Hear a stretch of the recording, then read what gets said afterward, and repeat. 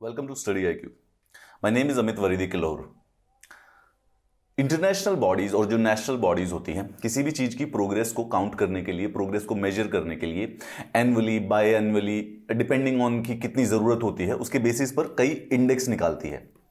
अलग अलग प्रकार के जो पैरामीटर्स हैं उनकी प्रोग्रेस को मेजर करने के लिए अलग अलग प्रकार के इंडेक्स हैं। जैसे जेंडर गैप है, तो अगर उसको भरने के लिए कौन कौन से देश ने क्या क्या स्टेप्स लिए हैं उसके लिए जेंडर गैप रिपोर्ट आती है।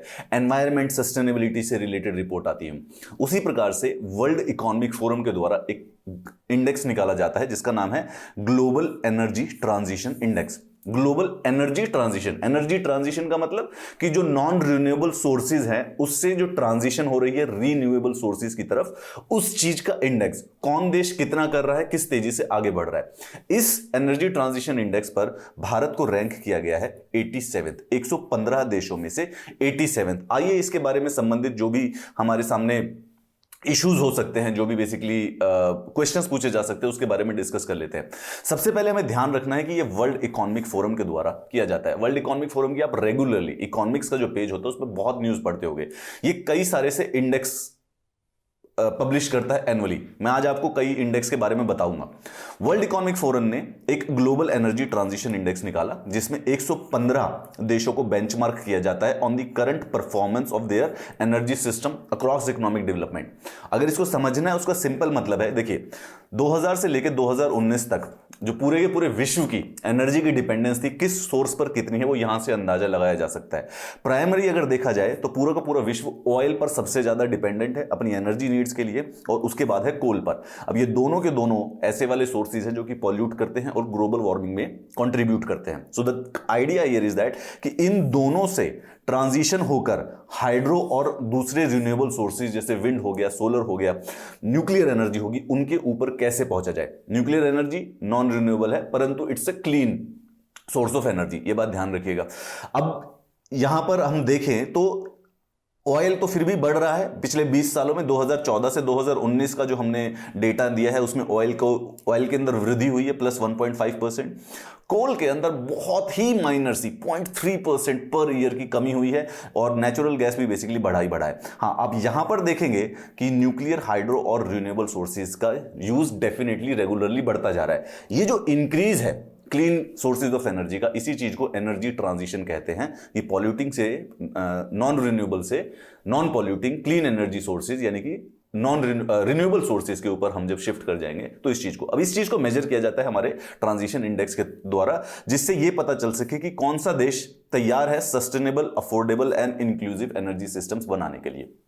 यहां पर भारत की रैंक आई है 87th out of 115 in the energy transition index that tracks nations on the current performance of their energy systems across various aspects. ठीक, the report from the world economic forum was released on the Wednesday, 2 दिन पहले ही release हुई थी, in collaboration with the Accenture. ये भी याद रखेंगे कि world economic forum plus Accenture के द्वारा ये रिपोर्ट प्रिपेयर की जाती है। दिस हैपन्स क्योंकि अभी रिसेंटली जो यूपीएससी है या दूसरे कॉम्पिटिटिव एग्जाम है, उन्होंने इंटरनेशनल बॉडीज के साथ ये पूछना स्टार्ट कर दिया है कि जो रिपोर्ट है वो किस बॉडी के कोलैबोरेशन में आनी स्टार्ट हुई है। वो जनरली या तो कोई कंपनी होती है या जनरली कोई एनजीओ होती है जिसकी कोलैबोरेशन में ये काम किया जाता है। तो यहां पर एसेंचर है। इसमें 10 जो टॉप 10 कंट्रीज है, they are western and the northern European countries. Sweden number 1 पे है, नॉर्वे नंबर 2 पर है और डेनमार्क। स्कैंडिनेवियन जो कंट्रीज हैं, स्वीडन हो गई, नॉर्वे हो गई, ऑलमोस्ट कोई भी इंडेक्स देख लो ये हमेशा टॉप पे है। ह्यूमन डेवलपमेंट में, सस्टेनेबिलिटी में, जेंडर गैप में, यहाँ पर एनर्जी ट्रांजिशन इंडेक्स पे। कई बार तो ऐसा समझ में आता है कि अब इन्हें मेजर क्यों कर रहे हैं, इनको अगर हटा दो ऊपर के 10-20 को, क्योंकि इनको तो हमेशा ही रैंक बनानी है, तो कंपटीशन कहां रह गया, हटाओ तो हमारी बढ़ जाएगी।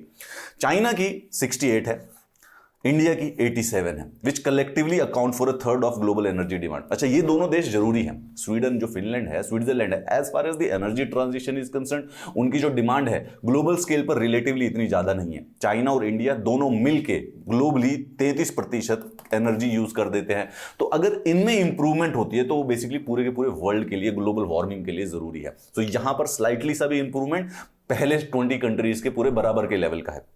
यूनाइटेड स्टेट्स की रैंक है 32 से 34 के बीच में। क्योंकि वो भी one of the largest consumer of electricity energy है, तो उसका भी जो रैंक इंप्रूवमेंट है इज एक्चुअली वेरी इंपॉर्टेंट। तो इन तीनों देशों का आप हमेशा नजर पे रखिएगा। Have both made strong improvements over the past decade despite coal continuing to play a significant role in energy mix. इन दोनों की जो एनर्जी डिपेंडेंस है वो प्राइमरली इस समय कोल पर ही है और साथ में ऑयल के ऊपर ही है। But yes, in last 2 decades there have been some improvements. आप खुद भी देखेंगे गवर्नमेंट के कई सारे से रिन्यूएबल एनर्जी, सोलर एनर्जी से संबंधित कई सारी सी सोशल स्कीम्स आपने पढ़ी है। Those are the one who are contributing कि इंडिया का जो रिकॉर्ड है धीरे धीरे कर थोड़ा थोड़ा अच्छा हो रहा है। India has targeted improvements through subsidy reforms and rapidly scaling energy access with strong political commitment and regulatory environment for the energy transition. आपने सुना होगा इलेक्ट्रिकल व्हीकल्स को गवर्नमेंट प्रमोट कर रही है सब्सिडी देकर। सोलर जो पैनल्स होते हैं वो लगवाए जा सकते हैं कॉर्पोरेट के द्वारा और घरों के द्वारा काफी सब्सिडी पर। ये जो सब्सिडी की जो पॉलिसीज हैं, जो गवर्नमेंट रेगुलेशंस हैं, इसी चीज से हमारा जो ट्रांजिशन इंडेक्स है वो थोड़ा सा बेहतर होता जा रहा है। हमारे जो ये गेन्स हैं, जो भी हमारे अंदर बेहतर हुआ वो इसलिए हुआ है कि government mandated renewable energy expansion programme, government का एक प्लान है कि 275 गीगावाट रिन्यूएबल एनर्जी यानी सोलर, विंड और वाटर एनर्जी को लगाकर कम से कम 275 गीगावाट को ऐड किया जाएगा 2027 तक। ये टारगेट 2022 तक अचीव करना था, परंतु क्योंकि अभी हम उस पर काफी पीछे हैं तो उसको आगे प्रमोट करके 2027 कर दिया गया है। India has made significant strides in energy efficiency. अच्छा, उसके बाद देखो एक में बल्क में एलईडीज लगाए गए थे। अब आप देखेंगे इस समय घर में किसी के भी वो येलो कलर का बल्ब नहीं होता, सबके घर पर एलईडी होते हैं because they are much more energy efficient. Yellow वाला कलर का जो बल्ब होता था उसमें बेसिकली गर्मी भी पैदा होती थी रूम के अंदर, इससे जो ये व्हाइट कलर की जो लाइट होती है इससे गर्मी भी नहीं पैदा होती है। They are much more efficient. Smart meters, similar measures are being experimented to drive down the cost of the electrical vehicles. Energy transition का तरीका यही है, ऑयल पे डिपेंडेंस घटेगी जितने भी ज्यादा इलेक्ट्रिकल व्हीकल्स होंगे। It indicates a strong positive trajectory driven by strong political commitment and enabling policy environment. Simple सरल बात है, इतना प्यारा सा सेंटेंस है, इसको याद कर लीजिए।